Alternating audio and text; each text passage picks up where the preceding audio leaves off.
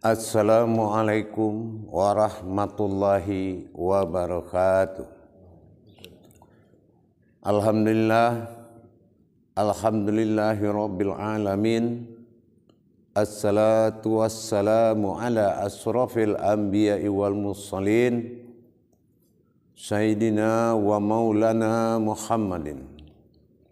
Asyhadu an la ilaha illallah wa asyhadu anna Muhammadar Rasulullah. Allahumma salli ala Sayyidina Muhammadun musahbihil wal ikhram ya wal jalila wal ikhram. La nabiyya ba'da wa tahiri wal mujahidina amma ba'du. Ibadullah wa itaqullah. Bersyukur kita kepada Allah dengan mengucapkan alhamdulillahirabbil alamin atas segala limpahan karunia rahmah dan hidayahnya, serta dengan izinnya jugalah kita dapat menjalankan perintahnya, beramal dan beribadah zahir dan batin, dunia dan akhirat. Bertemu lagi dengan saya, Guru Mursyid Syekh Nur Muhammad Buya Irwan Maulana Al-Khalidi, dalam makom majelis zikir Ma'rifatullah dalam channel Buya Pasaman Timur. InsyaAllah dalam rangka meningkatkan iman dan takwa kita pada waktu yang dimuliakan oleh Allah ini, saya akan berbagi wawasan, berbagi ilmu dengan kita semua, para sahabatku, para hadirin, para penonton yang dimuliakan Allah rahimakumullah. Yang mana pada tayangan ini saya akan memperjelas dalam rukun ibadah yang sering dikalamkan dengan kalam kata-kata ilahi dengan Rabbi. Yang mana kata-kata ini ada suatu pada tempat yang sangat menentukan. Apa tempat yang menentukan? Pertama dalam niat. Niat ini setiap kita beribadah kepada Allah sudah pasti demi Allah. Sebagai hukum ibadah kita memiliki mata hati dan mata batin yang mana akan menatap kepada kalam yang disampaikan. Itu sudah masuk kepada hukum ibadah. Hukum ibadah adalah kekuasaan ma'rifat yang meliputi daripada perbuatan daripada sebuah ibadah. Dalam kata ini sangat bererat hubungannya dengan suatu kata Rabbinas lillahi ta'ala. Kita akan mengambil suatu pentajalian tentang sebuah perbedaan dari pengucapan usuli dengan pengucapan takbir. Di sini sangat ada perbedaan yang sangat membuat suatu pertanyaan. Kenapa dalam usuli kita mengatakan lillahi ta'ala, tetapi setelah takbir kita setelah mengkalamkan sebuah hajat ternyata berubah menjadi lillahi rabbil alamin. Sifat-sifat Allah, sifat-sifat kodrat penguasaan Allah pada diri, sifat ketuhanan pada diri. Ini sangat ditentukan oleh penentuan siapa yang menguasai manusia itu. Allah memiliki sifat penguasaan yang disebut Rabbi, yang mana mutlak bagi Allah penguasaannya adalah manusia atas nama dirinya sendiri. Dikatakan lillahi rabbil alamin, setelah lillah rabbi tadi, perjalanan kekuasaan itu menuju sifat al-aminnya. Inilah rabbil alamin. Yang mana Rabbil Alamin tadi sudah kita pahami, di sini ada kodrat alif lam mim nun. Jadi kalau kalam alif lam mim nun itu sudah menuju hayatnya diri Allah. Kalau kehidupan Allah itu adalah kehidupan hayat, yaitu af'al pada diri kita, yang mana af'al ini dikaitkan kepada alif lam lam ha. Adanya zat Allah, adanya sifatullah, dan adanya nurullah. Ini yang dikatakan kepada kehidupan Allah atau dikatakan af'alullah. Tapi kalau dalam masa ketuhanan terhadap lillahi ta'ala, ini adalah pentajalian daripada dirinya sendiri kepada dirinya sendiri terhadap penguasaan tunggal oleh Allah terhadap kekuasaan diri. Kalau penguasaan tunggal itu adalah pengakuan hanya aku yang bisa menghadap pada diriku sendiri dan hanya aku yang bisa mengingat diriku sendiri. Nah, ini sudah lillahi ta'ala. Nah, kalau lillahi ta'ala ini, sifat ilah bagi Allah itu adalah ketuhanan yang tunggal bagi diri kita. Makanya dalam penguasaan Rabbil Alamin, qul a'udzu birabbin nas, ilahin nas, malikin nas, ilahin nas. Artinya apa? Tujuan daripada qul a'udzu birabbin nas, malikin nas, ilahin nas, tujuannya adalah kisultanil azim wazil manil qadim wazil wajihil karim wa walil khalimati tawati madah anfusil minal haq. Inilah ilahin nas. Maksudnya apa? Jadikanlah aku sebuah raja yang menguasai dirimu dan akan mendidik kamu dan akan menyelamatkan kamu dan akan menyampaikan dan melindungi kamu dengan sifat kepastian bagiku. Inilah kalau sudah ilahin nas. Nah, ternyata dalam kalam usuli tadi dengan kalam Rabbil Alamin itu ternyata kita dapati dalam satu himpunan diri yang bernama lillahi Rabbil Alamin. Artinya asma Allah yang menguasai pada tingkat Rabbil Alamin tadi adalah berkuasanya dirinya terhadap sifat dirinya sendiri. Itu yang dikatakan Rabbil Alamin.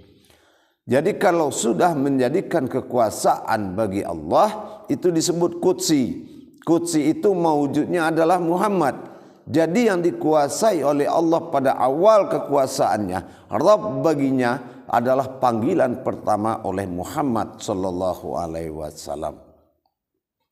Itulah dasarnya. Jadi kalau kita di dalam pengkajian dalam istilah bahasa Rabbi, itu adalah bahasa kekuasaan mutlak bagi Allah. Tapi kekuasaan mutlak bagi Allah adalah dia menguasai sifatnya sendiri. Inilah yang dikatakan dengan ilahin nas. Jadi nasnya ini, nasnya Allah lah yang dikuasainya dengan mutlak. Jadi kalau kita dalam solat lillahi Rabbil Alamin, berarti lillah itu adalah suatu perjalanan atau pentajalian Allah kepada Rabbnya, kekuasaannya menuju alamnya sendiri. Apa alamnya? Alamin. Alamin itu dalam suku kata alif lam mim. Inilah kekuasaan Allah pada batinnya, kekuasaan Allah pada zatnya, dan kekuasaan Allah pada nurnya. Ini yang disebut kekuasaannya meliputi sekalian alam. Itulah yang tiga tadi bernama dari sifat bagi Allah. Jadi kalau kita sudah dikuasai oleh Allah, berarti kita adalah bagian daripada sifat Allah. Para jemaah yang dirahmati Allah, Allah sangat menentukan di dalam diri kita untuk mendapatkan kekuasaan, penguasaan bagi Allah. Diwajibkan kita mengenal, yaitu cara mentajalikan sifat sirullahnya kepada diri kita. Sama dengan kita mengamalkan kodrat bismillah. Kalau kodrat bismillah itu kita amalkan, sama dengan jalannya kita mengamalkan surat An-Nas. Itu tidak ada bedanya. Itu sama. Marifatnya sama. Tapi kodrat yang ada dalam bismillah itu adalah kodrat yang sifat bagi Allah. Tapi kalau kodrat yang dalam surat An-Nas adalah kodrat bagi sifat mutlak bagi dirinya sendiri. Di situ letak perbedaannya. Jadi para jemaah yang dirahmati Allah, kalau kita ingin mendapatkan suatu niat yang benar, kita harus mengetahui potensi dulu, potensi pentajalian Allah. Allah ini bertajali kepada dua kodrat. Pertama, tajalinya sirullah, bersifat rahasia bagi diri. Yang kedua, tajalli Allah bersifat utama zat bagi diri.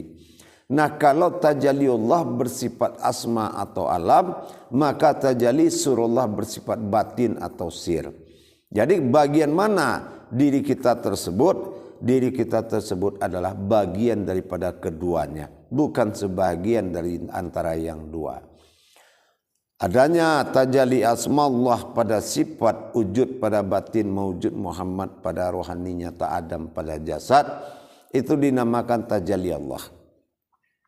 Tapi kalau tajalli sirullah dengan datangnya kemilahannya terhadap sifat kodratnya, alamnya Allah, kodrat diri alamnya Allah, termasuk kepada tiga sifat diri alamnya Allah.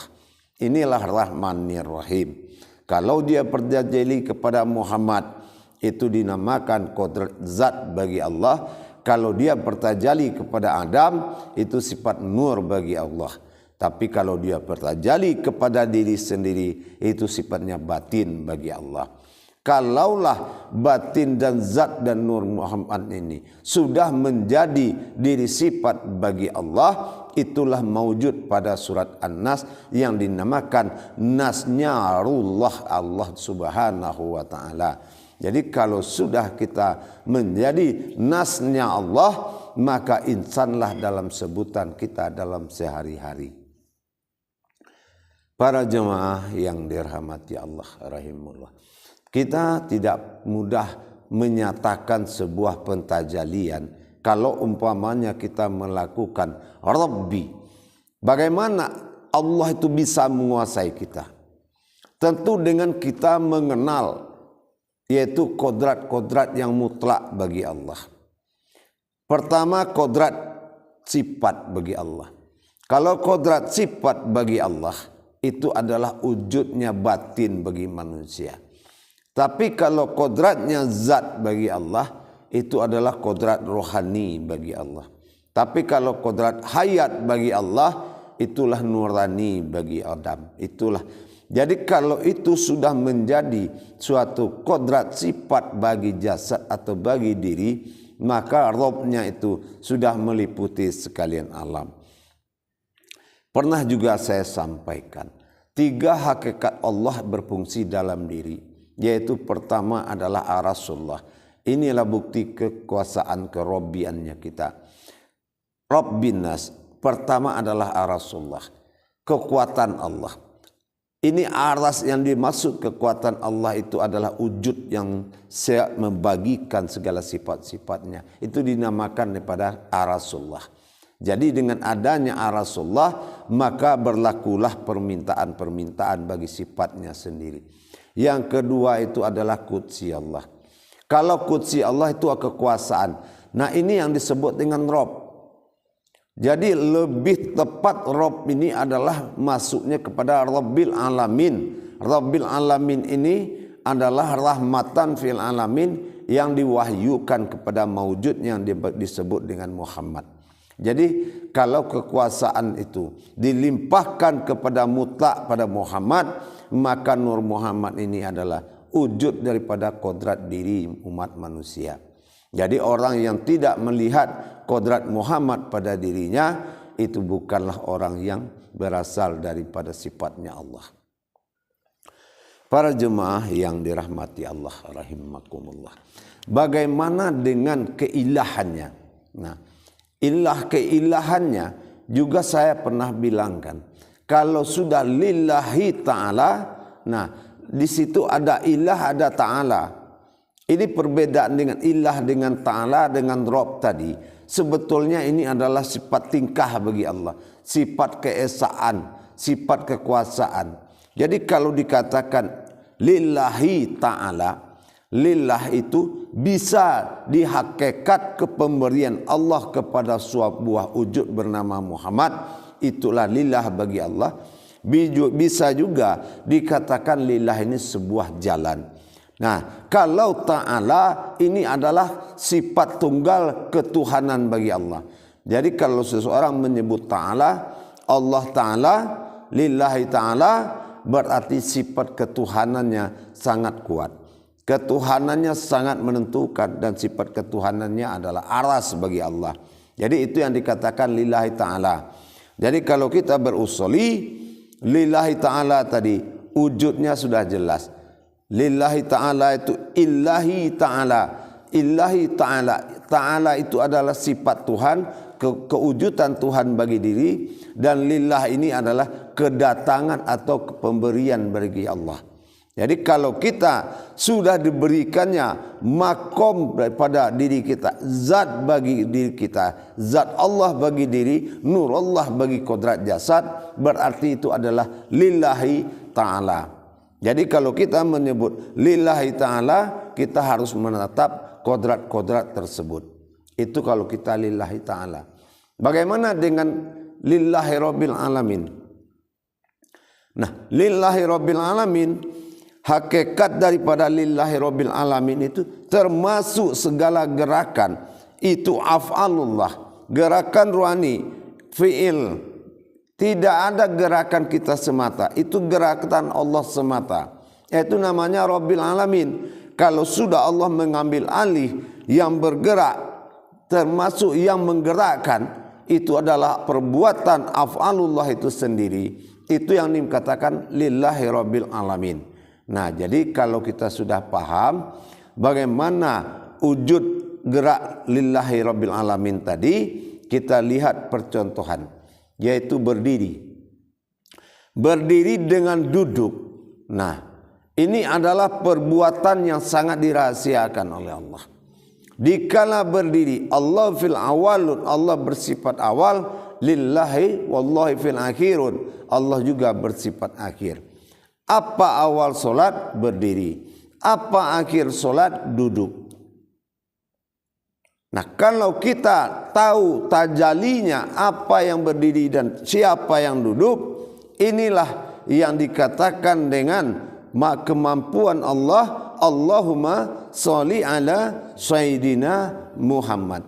Jadi Allah yang bertajali kepada diri Muhammad, maka dikatakan raka'aiti muni usolli, ikutilah solat aku, lihatlah seperti aku solat.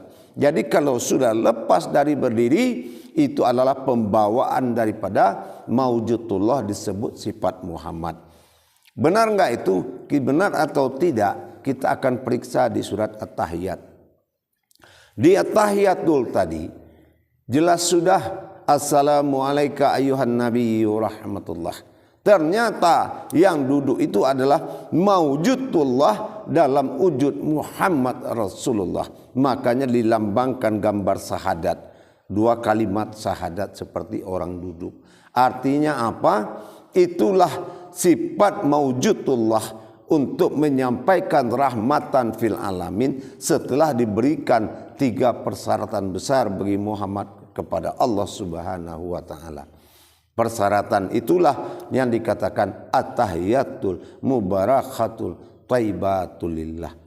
Setelah diberikan hak itu, dikembalikan lagi ke Muhammad menjadi suatu tahbir, yaitu menyampaikan kepada seluruh alam dengan rahmatan fil alamin. Allah nobat Muhammad menjadi rahmatan fil alamin, dan Allah bersuruh Muhammad menyampaikan sebagai kalam daripada Allah, Assalamualaikum warahmatullahi wabarakatuh.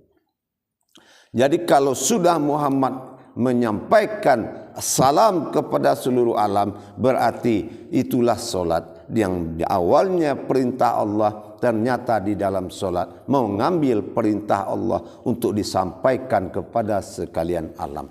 Jadi kalau ingin tahu mana Rabb dan ilah keputusan tadi, Rabb itu adalah pada tahiyat akhir dan ilah itu adalah pada tahiyat awal. Bertajali Allah kepada diri itu dinamakan ilahinas, Allahumma salli ala Sayyidina Muhammad, dan bertajali Allah kepada Muhammad itu dinamakan dengan Rabbil Alamin. Nah, disinilah kondisi sujud atau tumbadil. Tumbadil itu Allah berhakikat bersyafaat kepada Muhammad agar Muhammad menyampaikan ketuhanannya kepada sekalian alam. Para jemaah yang dirahmati Allah rahimakumullah. Insya Allah dengan kita tahu tujuan daripada Rabb dan Ilah tadi, itu sebetulnya kita sudah paham terhadap syahadat rakaat syahadat tahiyat awal dengan syahadat tahiyat akhir. Disinilah kenyataan Rabbi dan Ilahinas tadi. Rabbin nas itulah penyampaian ketuhannya di tahiyat akhir kepada seluruh alam, dan Ilahinasnya disitulah salawat didirikan dengan martabat insaniyah namanya. Itulah begitu kita mendapatkan martabat dan derajat bagi Allah. Karena apa? Allahumma salli ala Sayyidina Muhammad. Allahu Akbar. Yang menjadi yang bertajali yang berdiri itu. Kenapa berrukuk dan sujud itu mengatakan Allahu Akbar? Karena sudah bertajali Allah pada Muhammad, maka Allah jugalah yang bergerak. Inilah yang dikatakan takbir Allahu Akbar. Meskipun kita sudah paham bahwasanya bertajali Allah dengan 20 sifat pada tubuh Adam dan maujud pada Muhammad. Ini yang dikatakan Allahu Akbar. Allahumma sholli ala Sayyidina Muhammad. Di saat dia duduk, disitulah Muhammad diperintahkan oleh Allah menyampaikan ketuhanannya kepada sekalian alam dengan Assalamualaikum ayyuhan Nabi wa rahmatullahi wa barakatuh. At-tahiyatul mubarakatul thayyibatulillah. Akhirnya Muhammad menyampaikan kepada posisi kanan yang dinamakan rahmatan fil alaminnya, yaitu menyeru kepada semua alam bahwasanya Allah itu meliputi sekalian alam. Begitu juga kepada kirinya bersifat batin bagi Allah adalah penyampaian ketuhanannya Allah kepada sekalian umat ruh yang bernyawa dan yang hayat, yang hidup. Jadi Rabbin nas itu adalah posisi rahmatan fil alaminnya Muhammad pada tahiyat akhir, dan ilahin nas itu adalah pernyataan ketuhanan Allah pada diri manusia pada tahiyat awal. Jadi kalau sudah fungsi kita bersahadatlah dua-duanya tadi, antara satu kalimat pada tahiyat awal dan satu kalimat syahadat itu pada tahiyat akhir, maka inilah yang dikatakan lillahi rabbil alamin. Lillah illah, Rabb menguasai alamin dari seluruh penciptaan dan dirinya sendiri. Begitulah para jemaah sekalian. Kalau kita sudah paham, berarti lillahi rabbil alamin kita itu sudah pada diri dan pada sekalian alam. Ilahin nas yaitu lillahi ta'ala itu adalah mutlak Allah pada diri kita sendiri. Dan kalau sudah Rabbil Alamin, Allah telah hidup dengan hayatnya, yaitu nurani, rohani dan rabbani. Insya Allah dengan niat ini maka kita sudah bisa menghidupkan pandangan kita kepada kalam itu sendiri. Janganlah sekali-kali membaca ayat yang kita tidak mampu melihat kodrat ayat itu sendiri. Karena kita diperintahkan leburlah ayat itu menjadi kauliyah, leburlah kauliyah itu menjadi munajat, leburlah munajat itu menjadi ma'rifat. Maka diwajibkan kita mengetahui ma'rifat daripada ayat-ayat sholat tersebut. Baik para jemaah sekalian, dengan waktu dan jadwal yang sangat pendek ini, jangan kita salah mengatakan lillahi ta'ala, demi Allah, sesungguhnya Rahman dan Rahim itu adalah kuncinya. Kalau Rahman itu posisinya pada alam, Rahim itu posisinya kepada Ar-Rahim. Di dalam bismillah semua sudah terjawab. Insyaallah akhirul kalam, wabillahi taufik wal hidayah. Wassalamualaikum warahmatullahi wabarakatuh.